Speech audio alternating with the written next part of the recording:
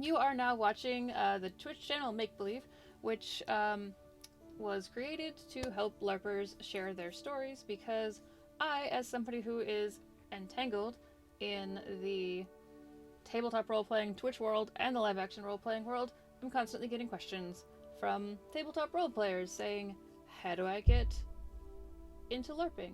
And questions from LARPers saying, how do I get into tabletop streaming?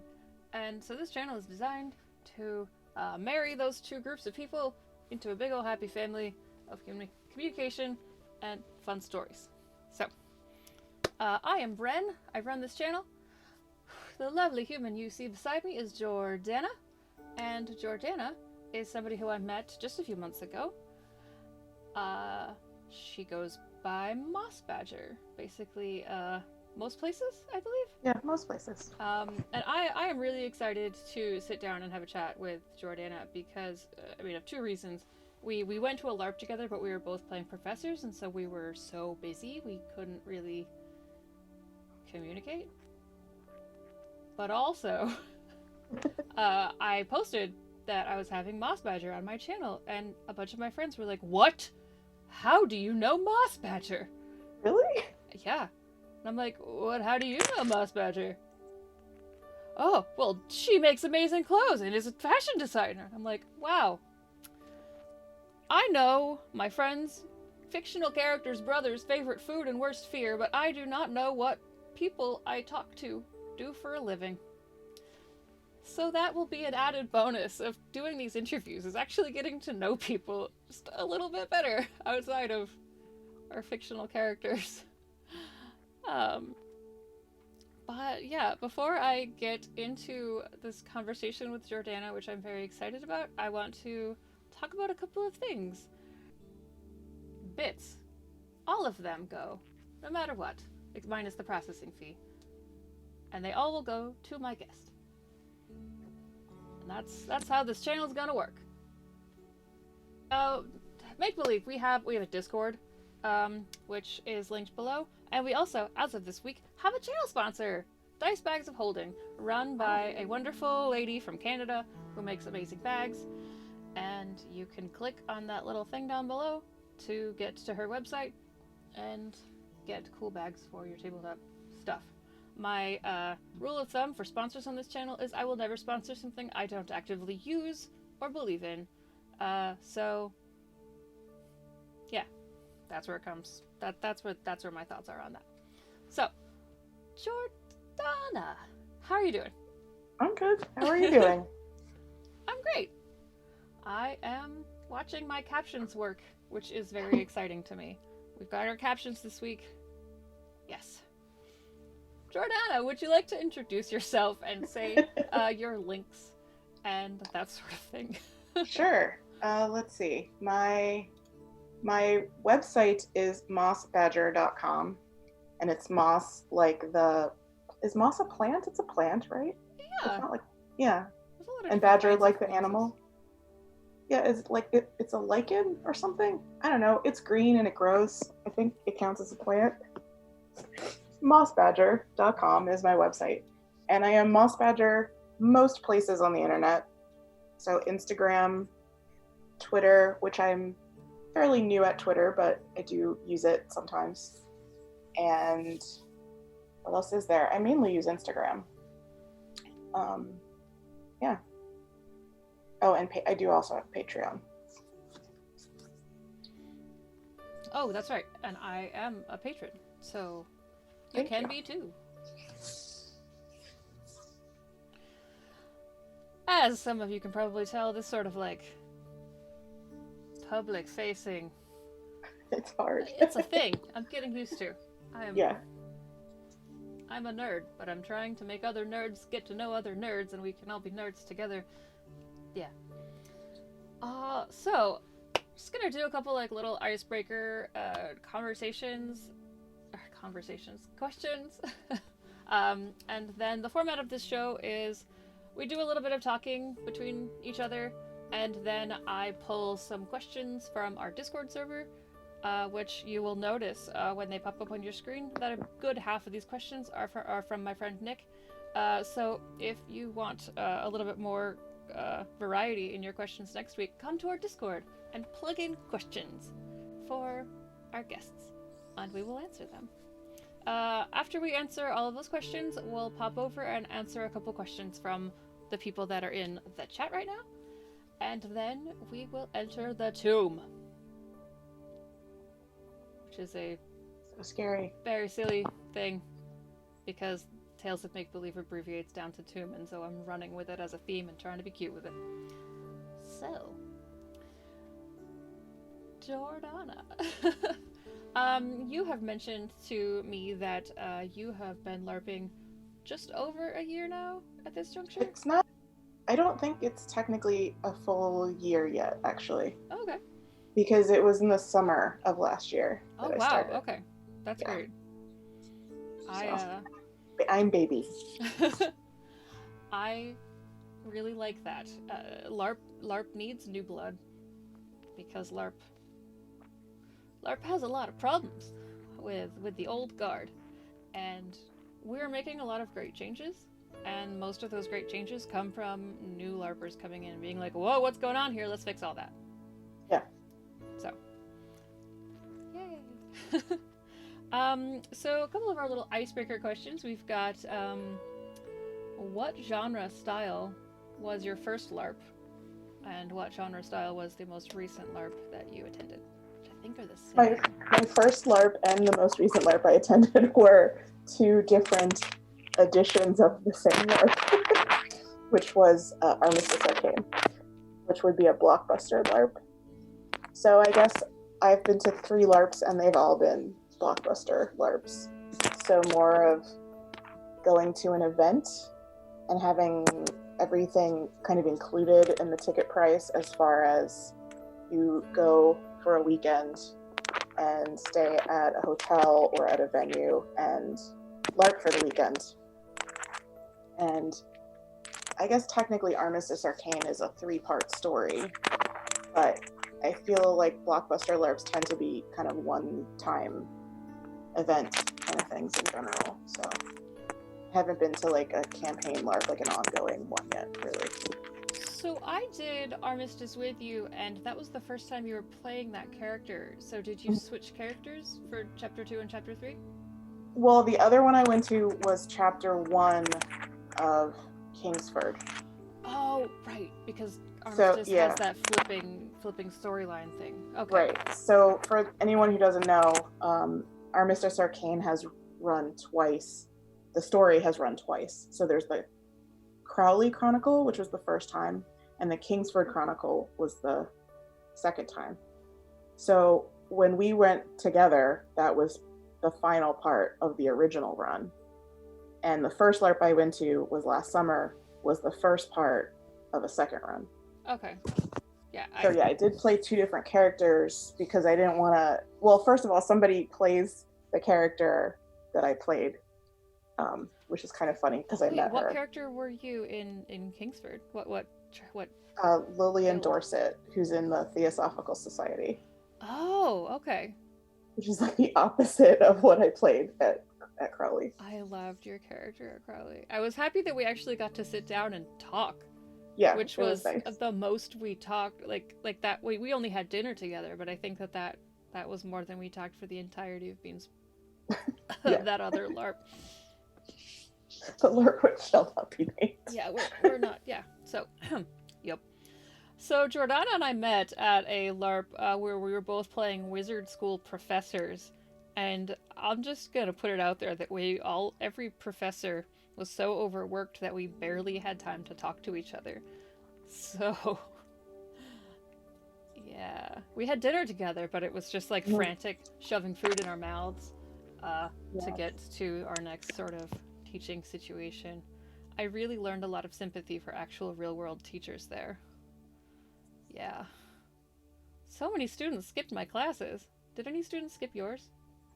I only taught I think most professors taught 4, and I only ended up teaching 3 because nobody signed up for one at 5, which was fine. It was the first class slot, so I appreciated the time to kind of ease in and not have to immediately teach. But I think my last class, a bunch of people skipped, but Yeah. that was not really bad for me, so I that would was fine. personally have loved the entirety of Friday be like social time, get to know each other, and then we don't start teaching until Saturday. But Yeah, I think there could have been a lot of structural changes that would have improved that game. But it yeah, was a learning yeah, experience, I think, for a lot of people. I yeah. would definitely say it was a learning experience for me. It So, was my first Blockbuster experience, okay. so I had friends just kind of. One friend in particular was just like, "Ren, please come to Armistice so that you understand Yes. that blockbusters can be fun." Yes. So yeah. That's fair. Now I don't wanna dwell on on that, but No. we all kind of bonded over how it all went down. Yeah. I will say I didn't have a bad time at that game. I wish it had been different, but I feel lucky that I didn't have as bad a time as some other people, and that's that's all I can say about it, I guess. I had goods and bads. I'm really glad that I met all the LARPers that I got to meet there, and I Yes, really that enjoyed was the RP important. that I got with them because there were some quality interactions I had at that game with, especially with like new RPers Mm-hmm. that was their first LARP ever. Yeah, there were a lot of new people there, and I think that a lot of people were doing really amazing stuff there. So that was really cool. Yeah. And I liked the little dance parties. So our first question is from Rugsrat, and the question is, what was the biggest hurdle for you coming into the hobby? So it was, I don't even know if it was really a hurdle. For some reason, this is not really the most characteristic thing for me, but I found out that I knew LARP existed. I knew it was a thing that existed, but I didn't really know about blockbuster LARPs, and I didn't really know about different genres of things other than the stereotypical either people hitting themselves or themselves each other with sticks Oh, in the sometimes you woods. hit yourself Yes, yeah, that makes sense. on accident. Or people pretending to be vampires. That was kind of like what I knew about for most of my life as an adult. And then one of my friends had gone to a Harry Potter type LARP and had a terrible time, an awful, awful time. And so I didn't really have the best concept of it as something I would want to do. But when I found out about Armistice Arcane through YouTube, and it seemed like something I would enjoy. And I kind of just jumped in and did it. And I went by myself, and the same friend who had the terrible experience was like, why are you doing this? This is a terrible idea. And I said, no, I have a really good feeling about this. Some of the concerns that she had seemed to be addressed by the fact that there were safety features in the game, and the fact that I could see footage of what the game was like on YouTube. I didn't feel like I was going in blind. So I don't even think there was like a specific hurdle really. I just kind of did it, and I needed to do something new, and I did it, and I had and I was rewarded with an amazing time. So now it's like, okay, this is a thing that I can just keep doing. So Yeah, I feel like not enough. I can't say enough how wonderful it is to have people like Kaza and Az and Momo and Piper making videos about their experiences at these things, because the concept of going to a LARP can be kind of scary if you don't know what kind of people are there, what it looks like, and just having a little snapshot of it is very important, I think. yeah, So, thank you to all of you content creators out there. yes, thank you very much. You're I would great. not have known about this otherwise. So So we got question number 2. This is from my friend Monica, who runs my home game. What do you look for when choosing to go to a LARP? If it's rules, aesthetics, safety policies, if you have friends going along too, etc. Aesthetics are important to me. That sounds really shallow, but I mean, It's not shallow at all. I got into LARP for the costuming possibilities, really. So having a theme and an aesthetic thing that I can work with that interests me is probably the first thing that attracts me. And then the second thing is I do look for safety concerns and, does the game have a workshop beforehand where they go over consent mechanics? Does the game have consent mechanics? Are there people who and at this point now I do have started to meet people, but obviously I've only been to 3 games. I'm still pretty new. So for the first 1 or 2 games, I had to rely on, do I see people whose opinions I trust talking about this game, going to this game? Now I can say, are my friends going? But that would be the other concern. Like, will I feel safe at this game? Which thankfully there have been, lots of options for that. So it hasn't been like hard to find things. At this point, I'm like, how can I afford to go to all of the games I want to go to? Yeah. And there's like too many options, but we'll get there. I'm very luckily kind of gifted with choice because I'm in New England, and New England really has a lot of LARPs. Mm-hmm. So yeah, I've done a lot of testing around the past year. Some friends and I have just done one of a bunch of different games to sort of figure out what ones kind of match our community interests and play style, and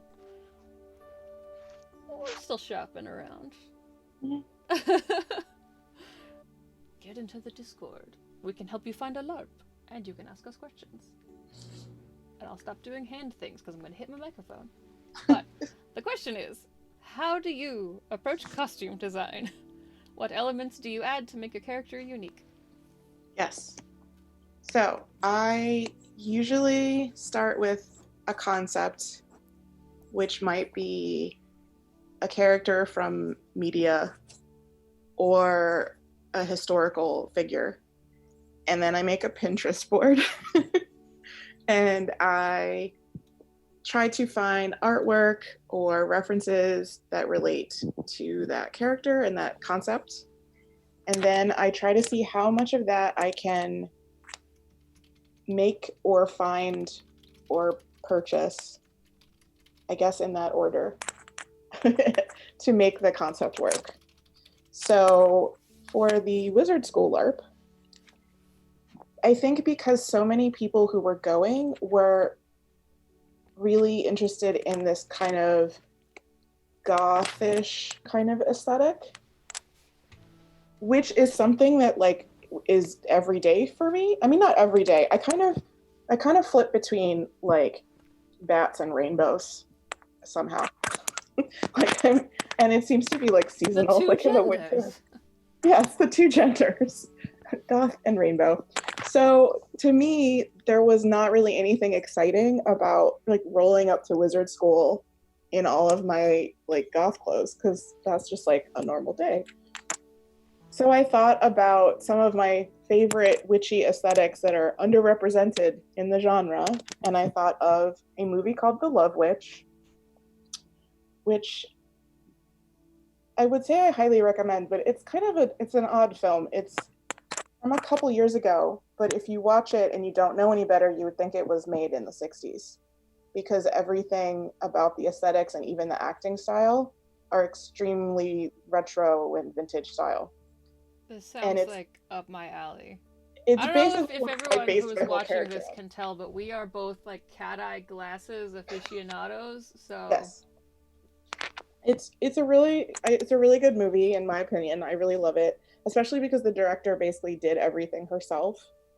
So there's a scene where the main character is like rolling around on this like latch hook rug that's I don't actually remember what's on the rug, but it's something like witchy. And she made the rug herself because she couldn't find the perfect rug for the scene. And I admire that commitment to aesthetic. So that character, and also Endora from Bewitched. And I took those and just sort of the like 70s astrology, astrological, witchy kind of sexy witch kind of thing was what I was going for. So all of my costuming was very 60s in flavor, and that was why I did that, because I was like, that's something I love. I love vintage clothes, and here is a reason why I can basically have an excuse to buy a really amazing vintage dress to wear to wizard school. And I made a Pinterest board, and I took a lot of like Peter Max and vintage astrology books and like 70s posters, and like smashed it all together and tried to just like soak in it, and then like did a little shopping and did a little sewing, and then character. I love the So way that's you basically describe what I that. do. Just soak in it. That's great. Yeah. I I also really feel you. When I saw everyone planning their characters, I ended up making a little.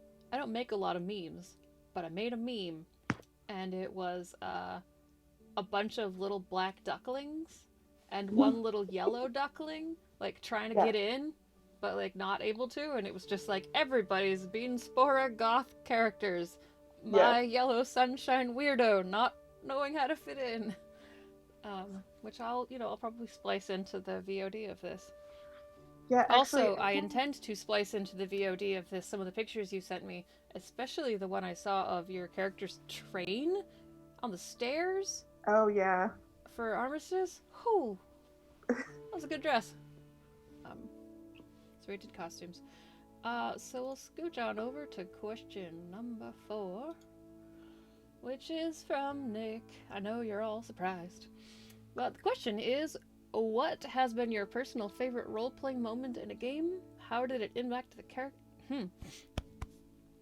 How did it impact the character you were playing? So I think I could probably pick like a few different favorite moments, but the one that sticks out to me, or the first one I think of, is my first time at Armistice.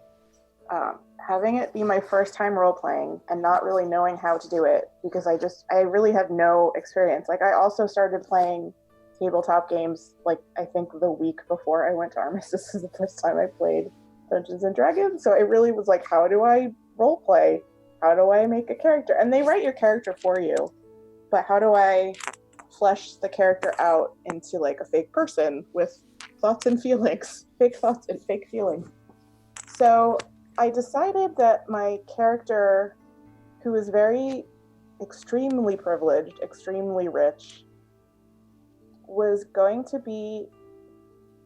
This sounds so bad, but I was basically making her a cartoon version of my mom, because my mom can be very kind of. If you've ever seen the British comedy Keeping Up Appearances, I've not. my mom is Hyacinth, and I say that with love, but sometimes she says things and it's like, wow, okay. So I thought that's, pretty much where I was going to go with my character. And it was sort of, I was going to keep it light and sort of funny, but, sort of privileged, a little bit out of touch, and a little bit snobby. And then as the game went on, just increasingly terrible things kept coming out of my mouth. And she just was really like not a nice person. But also, it was kind of fun to just do that and not have to have consequences, because none of the terrible things I was saying were really that bad, but they weren't things that I would ever say as a person. But there was a scene where my character was trying to be put, or they were trying to put her in kind of a leadership position in the political game, which I, as a player, was figuring out was really not that fun for me. So I was kind of like, how do I kind of, ruin this? How do I do such a bad job that they stop making me go to meetings with faction leaders to negotiate because it's not that fun, but also it's just kind of fun to just ruin it. So I was sent to this meeting to apologize to the leader of the theater. Um, my faction and another faction were at war, had been at war, and the theater faction had lost a lot of people kind of in the crossfire. And the leader of the theater was very emotional and upset. And I said, "You seem very upset. What if I bought you a theater?" And he just, his face was so, he was so offended. And I said, "Well, you know, when I'm upset, I like to buy myself things and then I feel better." And I actually, like, as a player, his reaction was so strong that I kind of was like, "Oh no, like I went too far. You know, that wasn't cool. He's mad at me." And wow, okay, this is what LARPing is. This is like what it's like to kind of have a little bit of bleed, a little bit of like, you know, I caused a reaction because a lot of the game I had been participating and getting involved in scenes, but I was also doing a lot of watching other people's scenes because I'm new and I'm nervous a little bit and shy a little bit, and there's a lot going on and there's a lot to watch and it's entertaining to watch. But I had just done something and it had a very visceral reaction. And I was like, oh. And someone did come up to me later and say that they appreciated that because one of the things about Armistice is that um, you don't really play with some of the isms of the world. Like you don't really play with racism, you don't really play with sexism, but that we could play with issues of class and privilege. And like I definitely was because I just, you know, went the most like Paris Hilton that I could in that moment. And it was funny in hindsight, but at the time it was like, oh, what did I do? But that was like a moment of like, okay, wow, this is like a thing. I could do this and like make things happen and cause reactions. So it was kind of cool. This one is from Fennec. Fennec is somebody that I have played with for some one shots, and I love her. And Fennec wants to know how hard is it to improvise dialogue or action when LARPing? And I think this is coming from a place of Fennec is interested in LARPing but has not yet. So, Um, I'm finding that it's getting easier, but it's definitely something that I am still learning how to do. Um, hmm, it's it's easier once you're have been at the game long enough that you're starting to think as your character more and things just kind of click. But it also helps that everyone else is doing it, and so it's not trying to think of how to explain this well. It just becomes automatic. Like you stop thinking about it after a little bit. Like once you kind of get your head in the game, it's like a football coach. Then you kind of you stop sort of being like, what would my character do? And you just do what your character would do. Um, yeah, it's not. It gets easier. It's funny because I realized that when I'm playing tabletop role playing games, I find it a little harder to get into character. And I think it's because I'm not in a costume and I'm not like physically doing anything different. Because I realized recently that I find it way easier to be in character when my character is playing a character.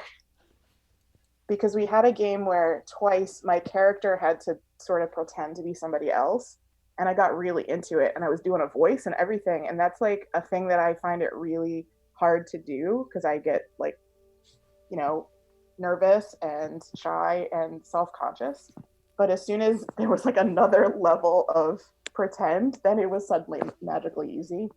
So yeah, I am a really huge sucker for like a play within a LARP.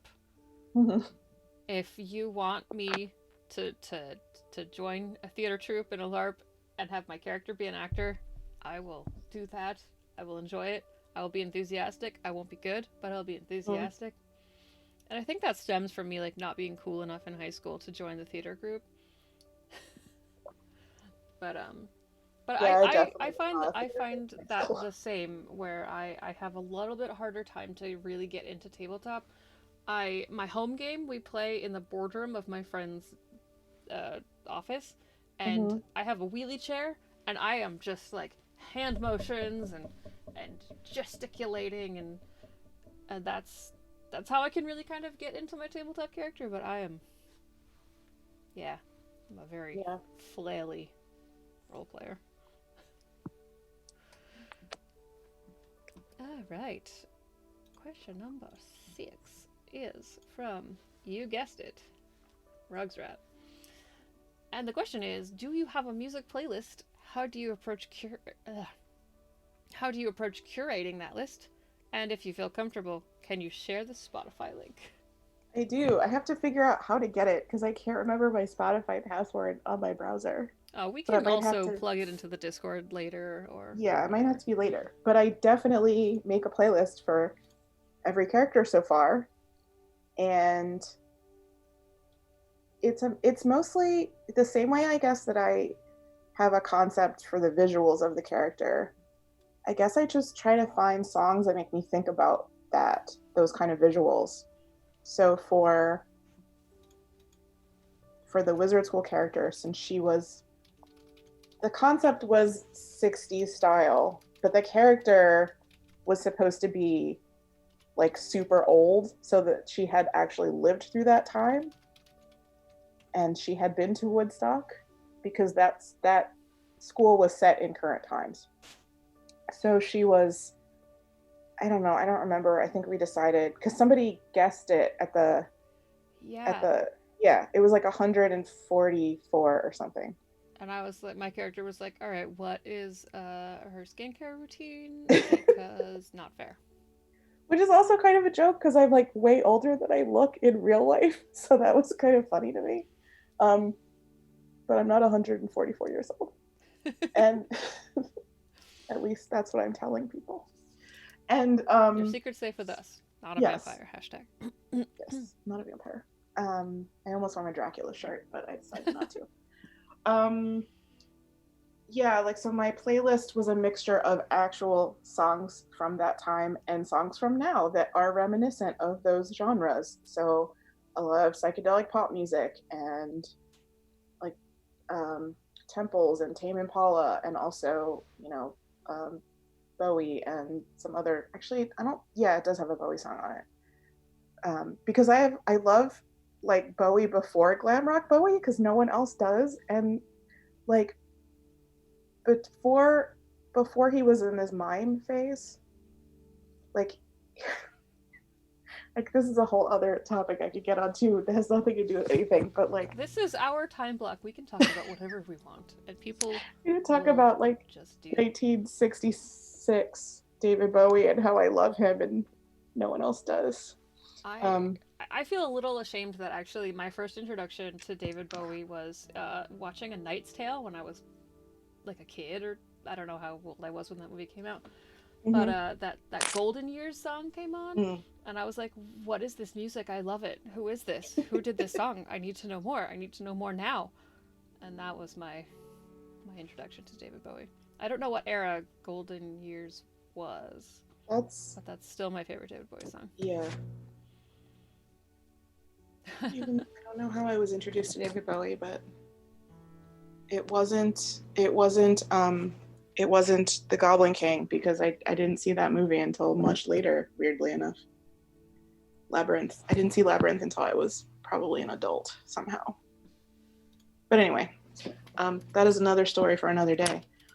Spotify playlist. So I am going to a LARP next month, which is a 90s prom. And I don't know what faction I'm being sorted into, but I made playlists for all three factions that I asked for when I sent my survey in because that way I have all my bases covered just in case. And Ace of Base is covered. 90s. yes, and I might have been in high school in the 90s. Yeah, And so have I. So was I. And so maybe I have like, firsthand knowledge on what I listened to as a teenager in the 90s and what I would have, wanted to hear at an alternative prom. So, and I also made a playlist I actually didn't make a playlist for my first Armistice character, but I did for my second one.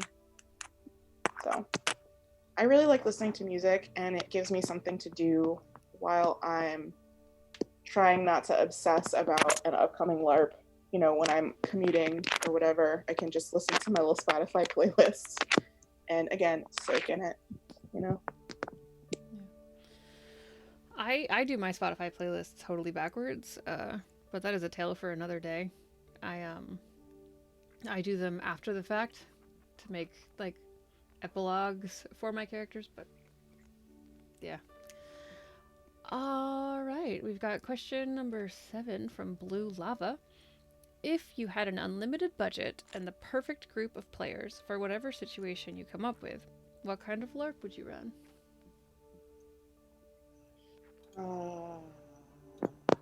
There are so many options. And when you say unlimited budget, I am going to take that like literally and like what if we just like rented out Disney World? I'm too scared to go to actual space. Yeah, same. But I will go to Space Land. I will go to Star Wars Land. Like what, you know what I mean? Like what if you could just like only me and my friends, and that that would be a lot of people. I would invite everyone because unlimited budget. And we just get to have like free Disney Worlds and we get to LARP in Star Wars Land. Like that sounds great. And then afterwards we can keep going and LARP in Fantasyland.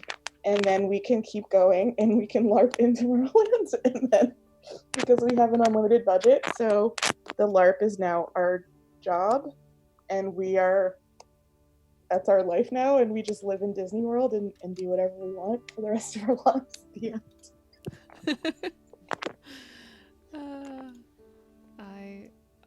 I would love to join you, please. Doesn't that sound wonderful?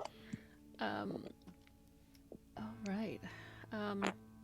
So this will be our last preset question, and I'm going to start pulling maybe 3 questions from the chat box. But this question is my question. It's a very silly little question, and it hinges upon you knowing a little bit about D&D. You are able to cast Sending and give past you one message that's 25 words or less right before they walk into their first LARP. What is that message? So this is totally a cheat, because this was, in fact, the advice that was given to me at my first LARP. Oh, yay! And it was amazing advice. And I don't even regret, my only regret is that I didn't do more of it, but I did do at least one of it. And I'm like, how many? Okay, 25 words. It was basically to plan out a scene in your head and do it first thing. Just kind of get it out of the way, because that's basically what I did, and it was super helpful to me. Because I think I might have spent the whole game just kind of wandering around watching people, if not for the fact that I was given this advice to kind of break the ice immediately. Because that way, if you do nothing else, you have at least done that one scene. And the scene I did was a seance that kicked off major events of the game. So it was pretty amazing. And it got me right into it. Okay, I did a seance. It caused a major thing to happen, and I kind of was having an out-of-body experience of holy crap, I did a thing, and everything is happening, and we're doing this, and it's I'm in a movie, but I'm not, and this is LARPing, and it was cool. So I think that was the best advice I could have been given, which was from our facilitator, Scott. If you remember at Armistice, the butler guy, for the Theosophical Society Oh, okay, yeah. with the giant fan. And every time he would clack the fan, the like Pavlovian response, I'd be like, "Oh, I'm being summoned. Wait, no, I'm not in society in this game." Yeah, so that was excellent advice, and I'm glad I took it. I like that. I like that a lot. So here is me attempting something fancy with tech to pull up these chat questions. So, question number one, I'm going to scooch us over, is from Soul Quinn. What helps you get into character? Something like a hand motion, a certain costume piece, etc. I don't. So my answer for this is actually going to be from Wizard School because I was having a really hard time getting into character. I had like some life stuff happen right before the game that was super distracting, so I didn't have time to really think about my character's like how she walks, how she talks. And I got to do that at least a little bit for Armistice. And then I knew to do it for the second Armistice. So I went off by myself. It was in costume, so it was right before game was supposed to start. And I had my costume on, and this sounds really corny, but it worked really well. And also, when I asked later what would have been a good thing to do, I was basically told to do this. So I guess I accidentally came up with something that worked. I was in costume and I went off by myself into a room with a window, and it was quiet. And I looked out the window and I thought to myself, what would my character see if she looked out the window? And how would she think about what she's seeing? And just try to describe the scene in my head or think about what I'm looking at as my character. And it worked, kind of. I wasn't as in character at that game as I was in other games, but I think that there was like so much going on that I don't know how much of that was like from me.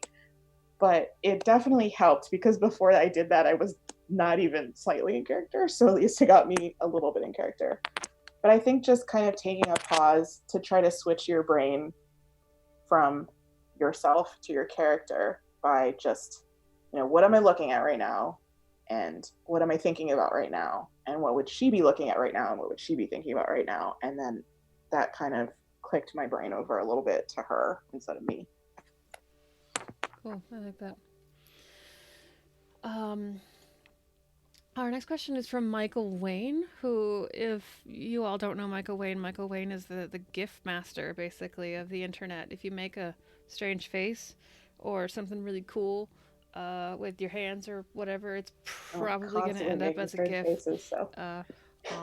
Online because of them. And if you search for my name on GIF search, there's so many Michael Wayne GIFs. And I can basically respond to most situations with a picture of myself doing something absurd, which is awesome. So thank you, Michael. But the question is, what aspects of... Let me start that over. What aspects in other people's character inspires you? Oh. I'm inspired by a lot. I'm inspired by people doing really amazing roleplay, but I'm still not sure how to get there myself. And I'm inspired by people's costumes. And I feel like that's something I could maybe do. Depending on the costume. I'm not like, the world's most amazing sewer, but I can sew better than I can roleplay yet. But yeah, I'm definitely in the honeymoon phase of I'm a new LARPer and everything is amazing, so everything's inspiring. But yeah, I would say the really, really good roleplay and really good costumes are really like impressive and make me want to get to that point with my LARPing. I like that. Actually, I'm gonna pull a second Michael Wayne question because I really like it. And it also has to do with costumes, which I feel like is topical for my particular guest this week. So, We've got, if you could become in charge of any property's costume to design and change how you wish. I think that means sort of like intellectual property. Mm-hmm. What? What would it be? And how would you maybe change it? My mind is like flipping through a Rolodex of like every historical thing I've watched that had just like awful costumes. But there's so many options. Probably I didn't even watch it, but I just know that probably The Tudors with Jonathan Rhys Meyers, because I just know that some of the costumes in that were just like, what? Like, what?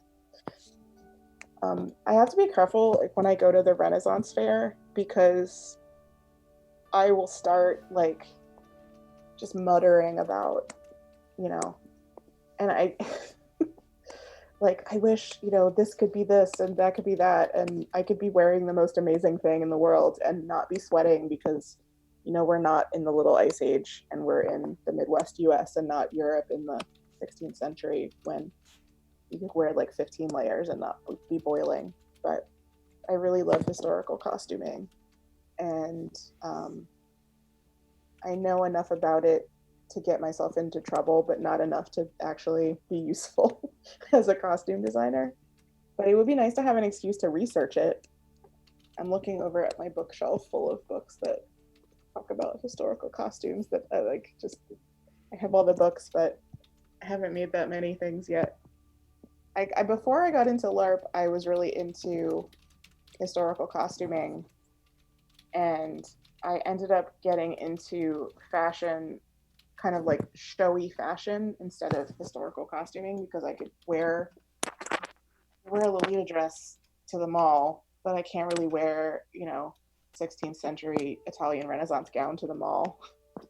So now that I found LARP, maybe I can, make crazier gowns and historical things and have an excuse to wear my hand-sewn Italian linen Camicia to something other than the Renaissance Fair every other year.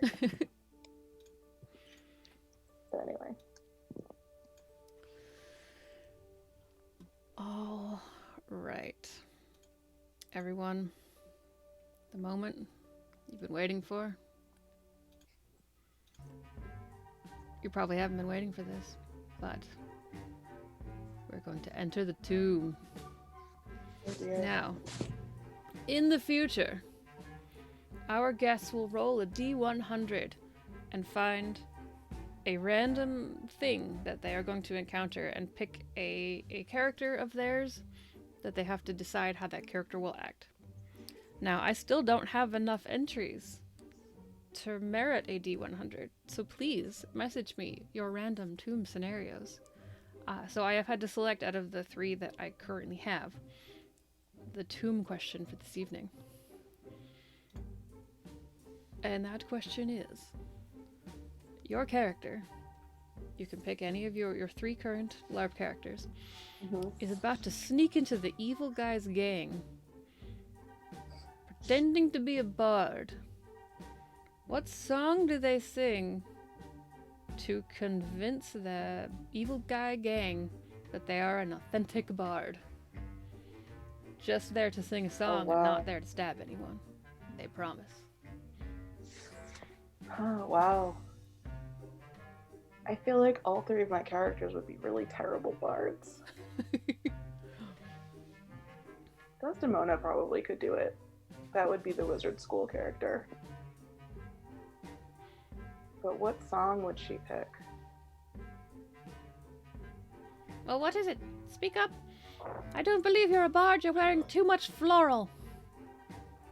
Well, man, I'm just, I like flowers. What's wrong with florals? I mean, are you a druid? A classic choice.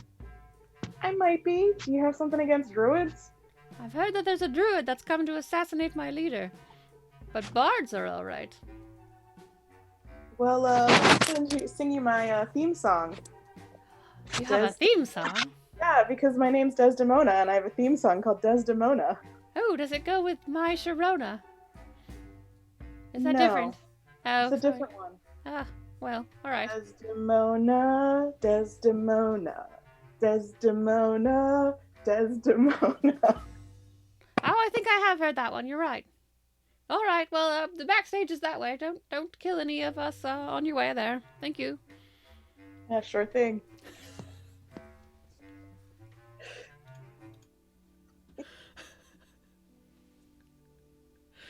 Wow. Oh, I might have a little too much fun with the tomb thing.